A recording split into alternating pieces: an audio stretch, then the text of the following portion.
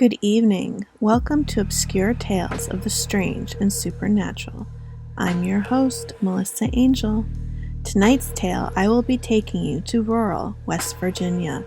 Now, we all are familiar with the tale of the Mothman of West Virginia, but there is another equally fascinating tale, so sit back and relax as I share with you the tale of the White Things of West Virginia.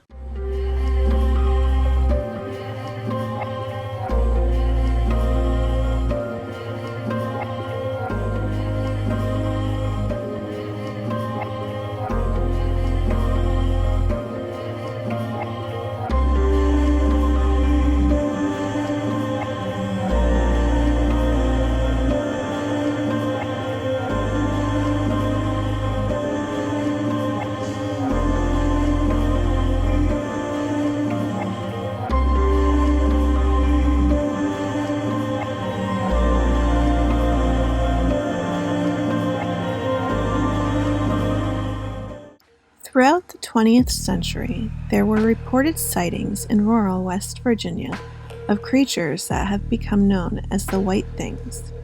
Reported sightings have described these creatures in a variety of shapes and sizes, but all reported that the creature they had seen or been attacked by had white, shaggy fur with long, sharp claws and fangs. These creatures emit chilling screams while alternating between moving on 2 and 4 legs. They have been described as dog-like in appearance, earning them the name of devil dogs, while some have reported a creature with a goat or ram-like head, earning it the name sheep-squatch. Others describe the creatures as white demons or white things.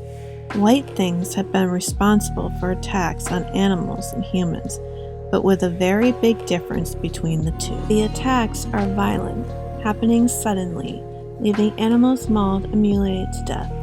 Attacks on humans are just as violent and sudden, but when the horrific, painful attack is over, the human is left confused as there are no physical injuries present.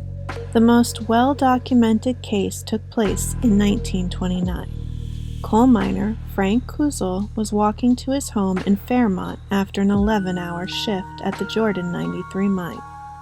It was a 6.5-mile walk that would take over 2 hours to complete. This prompted Frank to take a shortcut through the woods on Morgan's Ridge.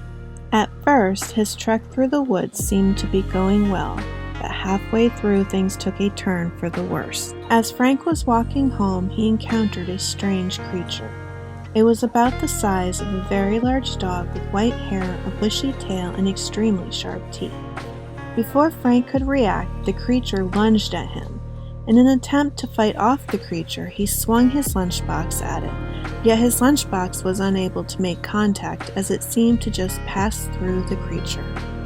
Frank tried to escape the creature in vain by running away, but it continued to attack. It was only when Frank reached the outskirts of a nearby cemetery that the attack ceased and the animal disappeared. Checking himself over, Frank was astonished to discover he had no physical injuries from the attack. Rushing home, Frank vowed to never take that shortcut from the mine ever again.